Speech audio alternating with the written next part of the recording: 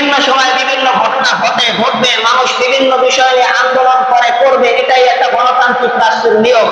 মানুষের অধিকার আদায়ের জন্য তারা আন্দোলন করবে, সরকার তার অবস্থা অনুযায়ী সেই জিনিসটা মুনাসিব মনে করলে বাস্তবায়ন করবে না, এটা সম্পূর্ণ সরকারের হাতে। সেটা চলুক, এটা নিয়ে আমাদের কোনো মাথা ব্যথা নয়।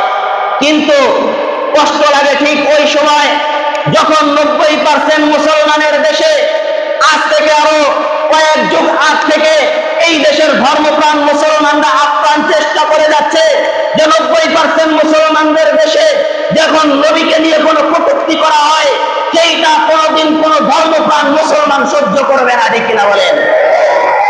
মুহতারাম হাজিরিন,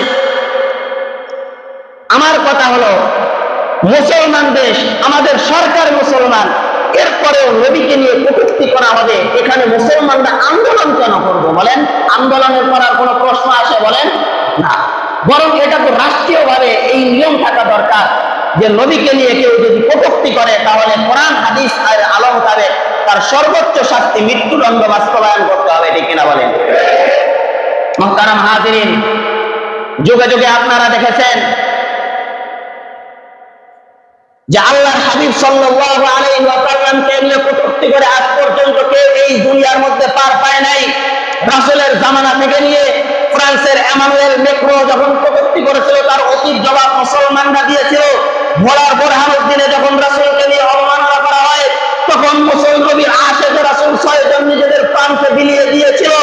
এমনি ভাবে যুগে যুগে আশিকে রাসূলরা তার প্রমাণ করে দিয়েছেন যে আল্লাহর নবীকে নিয়ে, আল্লাহর কোরআনকে নিয়ে মুসলমানের দেশে কেউ বিশুদ্ধার করবে, তাই সে আওয়ামী লীগ করুক বা বিএনপি করুক, এখানে কোনো রাজনৈতিক বিষয় নয়, বরং এটা হলো ইমানের দাবি। কোন মুসলমান সে যেই দলই করুক না কেন, যখন নবীকে নিয়ে কটূক্তি করা হয়, তার মধ্যে ইমান থাকলে কোন মুসলমান এটা সহ্য করতে পারে না, ঠিক কিনা বলেন? কিন্তু দুঃখের বিষয় হলো, গত 10 জুলাই আমাদের দেশের একজন পুলিশ কর্মকর্তা, যার পিতাকে যখন বন বিভাগের দায়িত্ব দেওয়া হয় মোশাররফ হোসেন, বন বিভাগকে সংরক্ষণের পরিবর্তে সে বন খেকো নামে পরিচিত হয়ে যায়, ঠিক কিনা বলেন? যে সম্পদ আত্মসাৎ করে সেই সম্পদগুলোকে তারা কি করছে, সম্পদের অঢেল সম্পদ বানাইছে। তারই সন্তান, সে রাসূল সাল্লাল্লাহু আলাইহি ওয়াসাল্লাম, শোনেন না আপনারা এই ঘটনা? নবীজির চরিত্রকে নিয়ে সে বলে যে নবীজি সাল্লাল্লাহু আলাইহি ওয়াসাল্লামকে যে দুনিয়ার সর্বশ্রেষ্ঠ মানুষ বলা হয়, এই জিনিসটা আমি মানতে পারি না, নাউজুবিল্লাহ।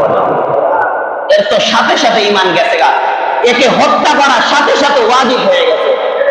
যদি এটা ইসলামী খেলাফত রাষ্ট্র প্রতিষ্ঠা থাকতো, তাহলে তার এই জবান থেকে কথা বের হতে দেরি হতো, তাকে সাথে সাথে ইসলামিক রাষ্ট্র সাথে সাথে তাকে কতল করে ফেলতো, ঠিক কিনা বলেন?